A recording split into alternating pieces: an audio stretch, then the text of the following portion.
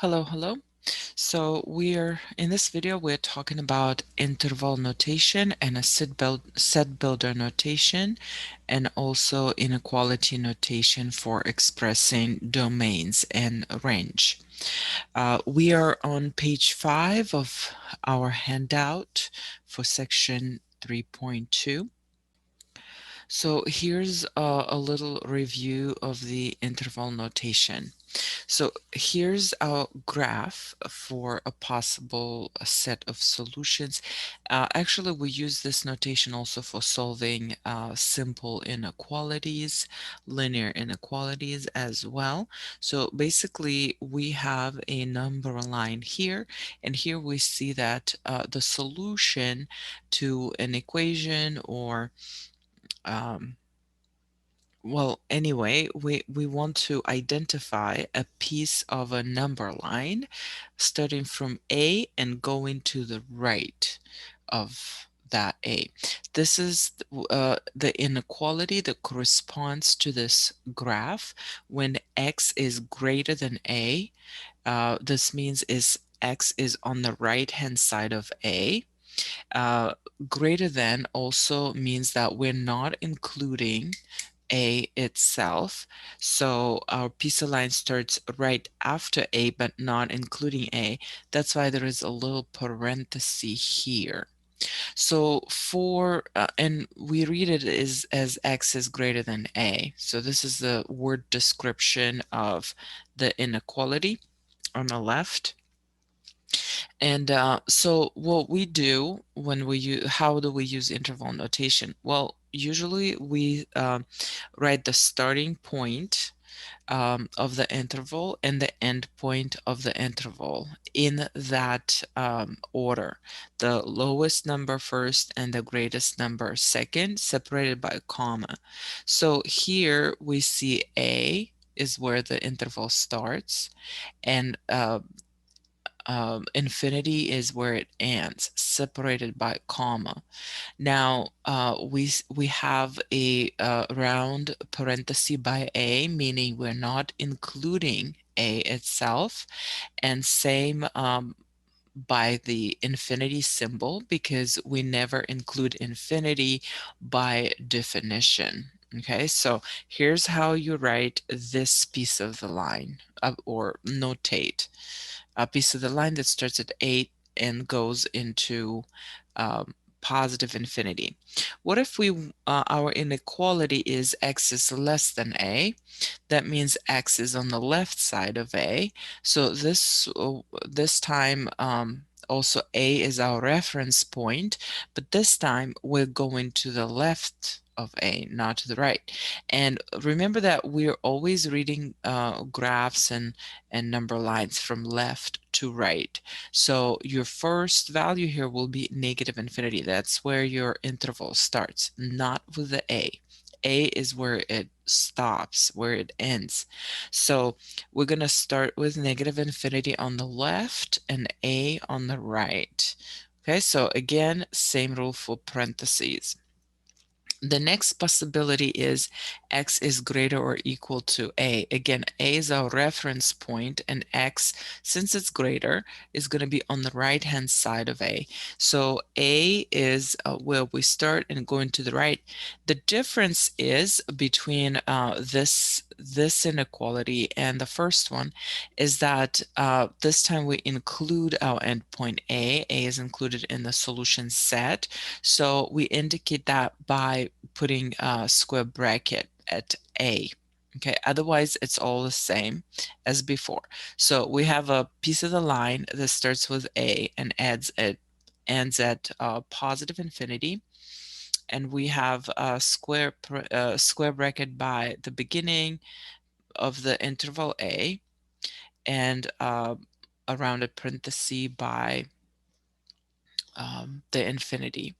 Okay, so same deal with x is greater or equal to A, very similar to the second one. The only difference is that now we include the endpoint A. So the parenthesis changes. Now, sometimes we have to indicate an interval where x is between a and b, so it's greater than a, at the same time it's less than b.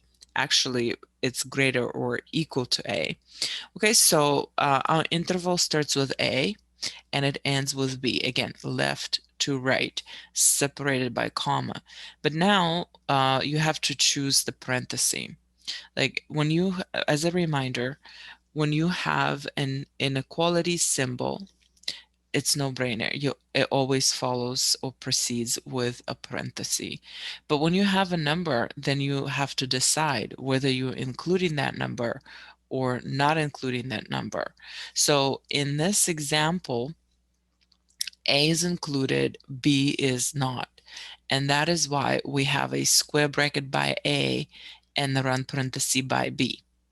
In the preceding example, both endpoints are not included. That's why you have parentheses by both A and B. Okay, in the next one, A is not included, so we have a parenthesis. B is included, so we have a bracket. And in the last example, both endpoints are included, so we have brackets. Okay, so I hope this is clear and we are moving forward. Here's an example. How do we express this set as in interval notation?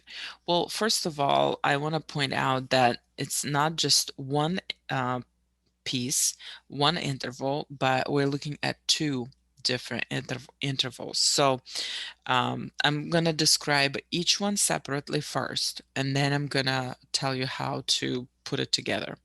So the first interval starts with 1 and ends with 3. And this time both endpoints are included. How do I know that from the graph? Well, the points that indicate the beginning and the end of the interval are shaded in. So this means we're including these endpoints. So we're going to put square brackets by both numbers. Now, in the second interval, it starts with a 5 and it goes on indefinitely to the right. So it's going to be a positive infinity. Now, 5, above the 5, we have the open circle. It's not shaded, meaning we're not including 5. And so therefore, I make a decision to put a around parenthesis by 5, meaning I'm not including it as an endpoint. Okay, and for the infinity, we never include infinity, so that's around parenthesis by default. Now, if both of these intervals are solutions to the same inequality, I have to indicate that they both apply. It's either this or that, and we're going to use a unity symbol. So this U-shape symbol, which indicates the union. So U, the symbol U, it stays for union of these two intervals, and that means glue them together. And it means that your solution could be either from this interval or from that interval. Okay, so if I was to use words, I could write the interval from 1 to 3 or 5 to infinity. So this union symbol, it also uh, basically it's the same as this disjunction or. And disjunction means that one of these should be can be true, not necessarily both. So your number could belong either to this interval or to that interval, but not both. Okay, so now there is another way of writing the same thing using intervals. Just like we saw in the previous slide, how would we write it? I mean, inequality. How would we write it as inequality? So for the first one, I would say that x is between 1 and 3, And the question is now, how do we indicate that we include the endpoints? Well, that happens when we add the equal sign to an equality sign. So x is greater or equal to 1, and at the same time it's less or equal to 3. And is actually a conjunction. It means that it should happen at the same time. Your x is less than or equal to 1, and it's less or equal to 3 at the same time. So like if it's, for example, 0, it's going to be less or equal to 3, but it's not greater or equal to 1 at the same time. So it does not qualify as a solution. Okay, let's continue. We are straying a little bit on going on a tangent here, but let's come back to this interval. So here x is actually greater than 5, and at the same time it's less than infinity. And we're going to use the word or here to glue these two inequalities together. And I want you to try and write this, describe this solution or these two pieces on the line, two intervals, in both in interval notation and inequality notation.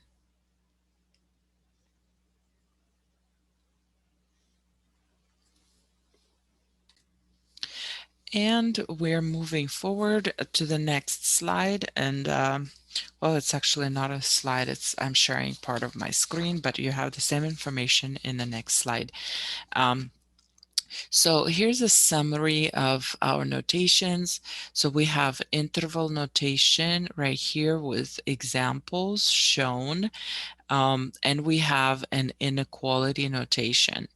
Now there is one other notation that I want to talk about is a set builder notation, and it's very similar to the inequality notation.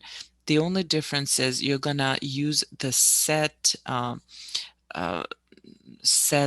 notation is what it is. So you're gonna, in order to indicate a set, first you're gonna include your interval in the braces like this. These are figure braces.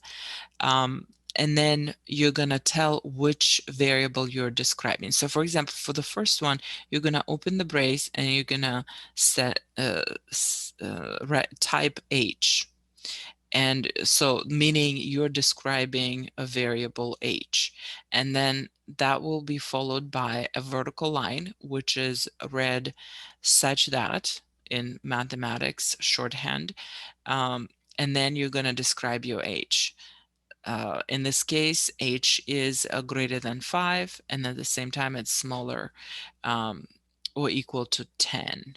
Okay, so this is your set build notation, very similar to the inequality notation, but you precede your inequality with the variables that you're describing here. And sometimes it's going to be two variables in the future. Like, for example, if you're describing your x and y, you're going to put here x, comma, y, and then vertical line, which says such that, and then you describe both. And you also include everything in figure brackets. So that's the difference. Otherwise, it's all the same. Now, for when the solution to your equation or inequality, or when you're describing domain and range, if you want to include all numbers on that number line, you can write all real numbers for inequality notation.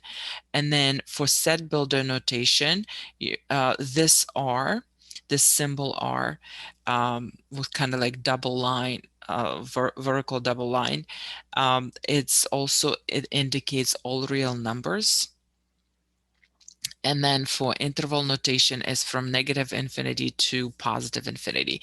So all of these types of notations are very commonly used in math. So I wanted you to walk you through those.